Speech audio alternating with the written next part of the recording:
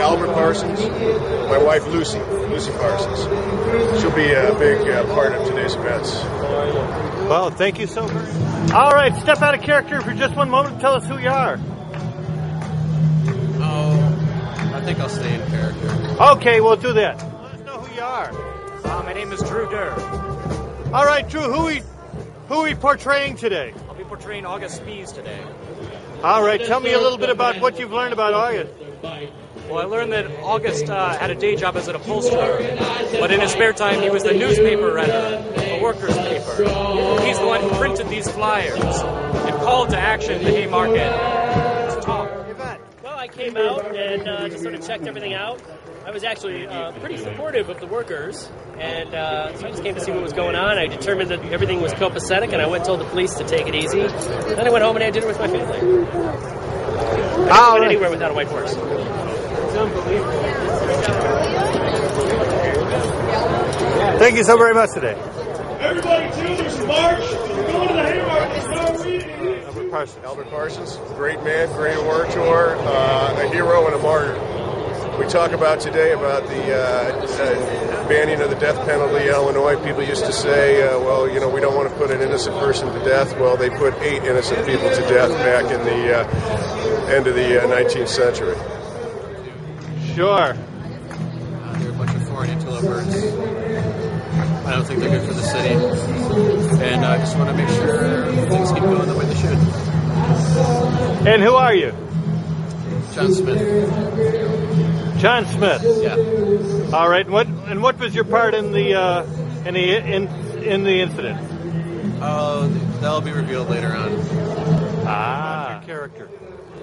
A woman who was very active in the labor movement at a time when it was not known that the women would speak up as she did, and she was respected, and she fought for the free speech and women's rights and a lot of the issues that we talk about today. So I believe she was a woman before her time. Thank you all for coming today on such an important anniversary. There's not a day passes that I don't think back to that night in May.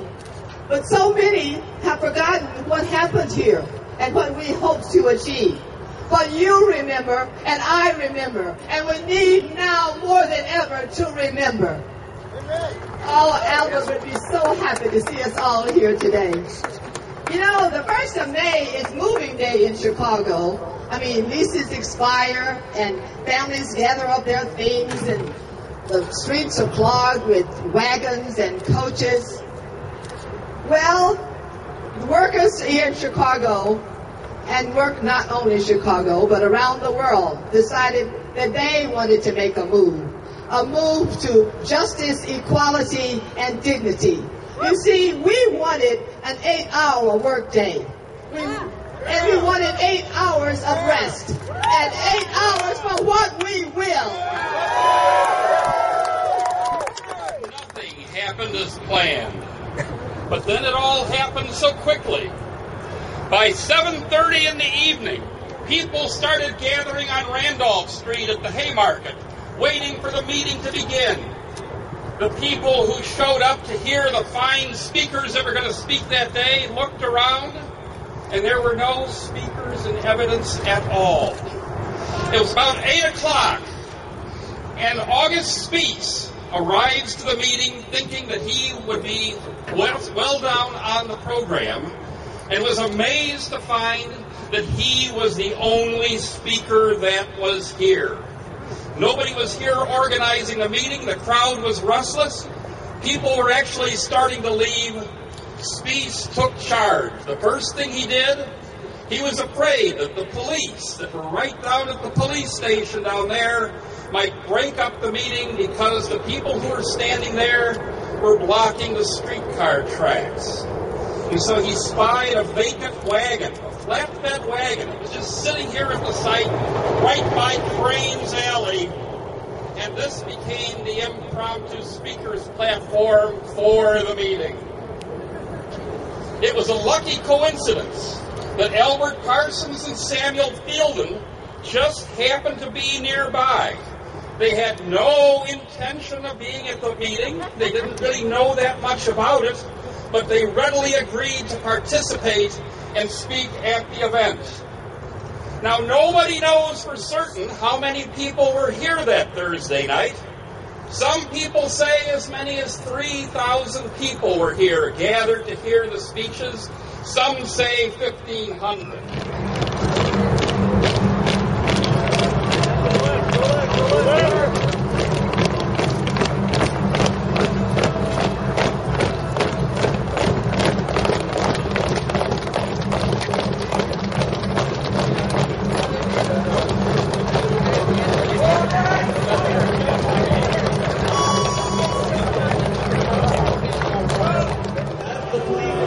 The crowd moved north up this plane. Please move north up this plane.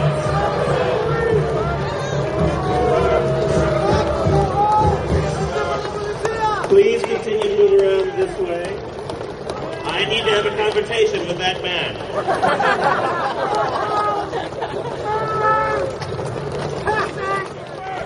We are peaceable. At this moment, a device flew through the sky.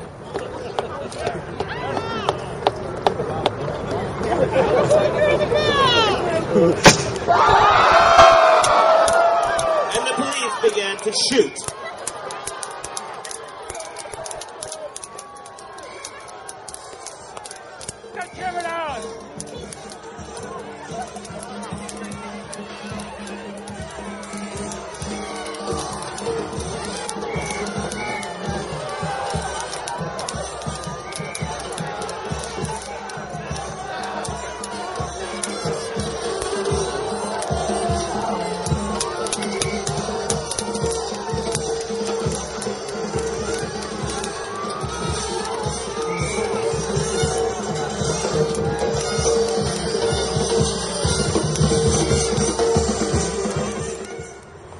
And Schwab wrote letters to Governor Oglesby asking for mercy.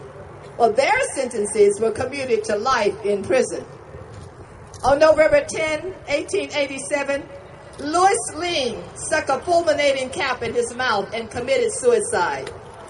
He was 23 and lingered for 6 hours before expiring. But just a note on the side, Louis Ling was a devoted person to our cause. He never would have committed suicide. That's right. But that's what they wanted you to believe. The following morning, the state of Illinois executed Parsons, Spies, Fisher, and Ingle.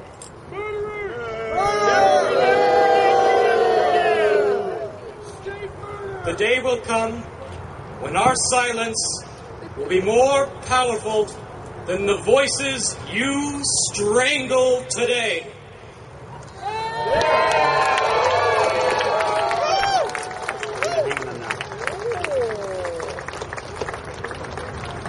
Ich bin stolz, dass ich ein Anarchist bin. Dieser Tag ist der beste Tag in meinem Leben. Or, I'm proud to be an anarchist, and this is the best day of my life.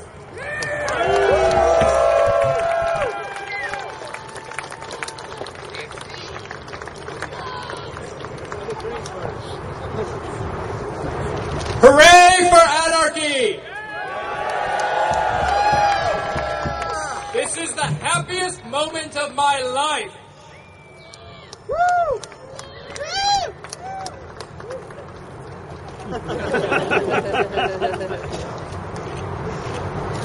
Will I be allowed to speak? Oh, men of America! Let me speak, Sheriff Manson. Let me speak.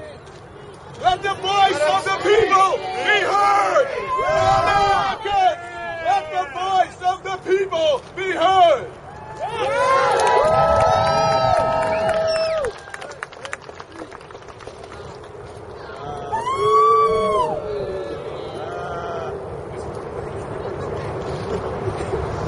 My children and I were not allowed to see Albert on the morning that he was murdered. We were arrested outside the jailhouse. On the day of the funeral, Thousands lined the streets as the bodies of the 5 men made the journey to Waldheim Cemetery. On June 25th, 1893, the Haymarket Martyrs Monument was dedicated to them. The next day, Governor Oldfield pardoned Schwab, Fielding, and Neby. But the fight for the 8-hour day continued. The fight for a just and better world continues today. I was not there.